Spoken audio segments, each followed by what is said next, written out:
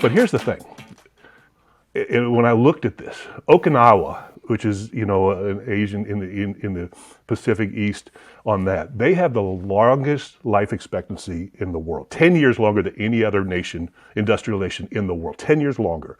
And when they did a study on why, they did a study on how is it happening. Well, interesting enough, their culture, they stop eating when they're not full. They have smaller plates. They have a socially connected society that starts early on, mentoring older, younger connections, working together, and it's purposeful. It just doesn't happen. And then the other thing is they don't have retirement. They don't even have a word in their language that even that says retirement. That's not even a concept or an understanding that they have, and so they work until they die. And what's interesting is when you think about that, they're 10 years longer because they're taking care of themselves. But they also have a connectedness to people, but then they don't even think about it because they live their life with what they call ikigai, is a purpose, that they have a purpose. What is your ikigai is such ingrained in their culture, which starts from that societal connectiveness. What is your purpose to society in giving to society? What gets you out of bed every morning? What's your ikigai is what they call it. And there's so much research coming out now. Japan did a research on 43,000 people, and they found out the people that had an ikigai at the beginning of that study, and it was a 10-year study, that those folks that had that purpose, they studied them, had a 5 to 7 year longer lifespan at the end of their life. And it was statistically such an anomaly that they had to go back and look at it and started looking at that they were happier, they were healthier, they were relationally connected. All those things that you go, okay, wait a minute. This is just who we are. And to say, I'm going to stop my ikigai, or my purpose. And I'm not going to have a purpose other than myself and what I'm going to do in my golden years, which if you talk to anybody that goes into it, they say, this is going to be great. Well, that lasts couple months and they start going, well, I need to do something. What am I going to do? And it's not that I'm saying that you shouldn't retire. It's not that we want to retire. It's just we want to change what we do and how we spend our time and what we love. And so I'm just want to tell people is to stop. It's okay to slow down, but you need to re-engage and rethink of what you're doing. And I want to say you need to re-engage and put yourself back into people's lives, particularly a young generation that needs to hear it. This is the time that we need to start picking up the pace.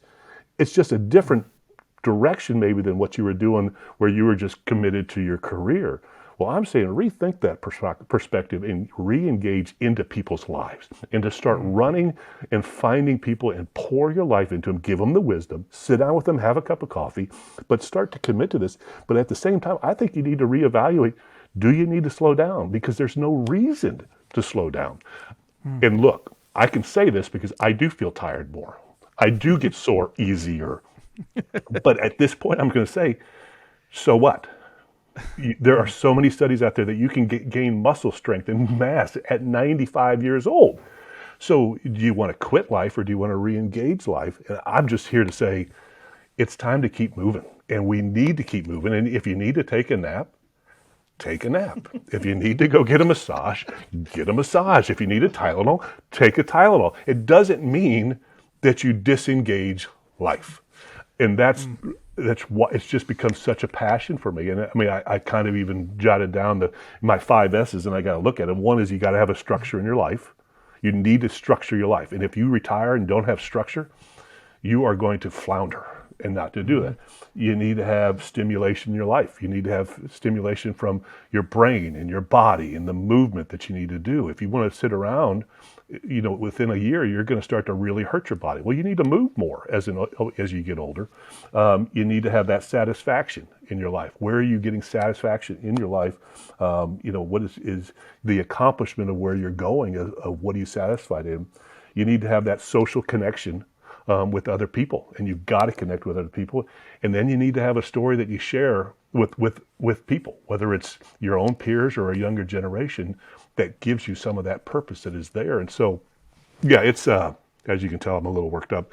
It's just one of those things that I can't tell you how many times my peers say, "Oh, I'm just tired. I can't put up with it," or "I've done it." It's like, this is a time that may be more important, and maybe in our culture, more important than any time in modern day, that we need to re-engage with the younger generation and help stimulate those things, give them some resources and support and encouragement that they need, and some wisdom that we have. And it's one of those things that I hope people will just take seriously, because I can't. I mean, I don't want to go to dinner and listen to people whine about echo chambers of what they think and what they've heard, because they have no purpose in their life. It's time to re-engage and get your purpose out there and share it with the younger generation. And I just don't think it's time to slow down. I just think it's time to speed up on that. So, yeah, I get a little worked up about it, Tim. Sorry about that.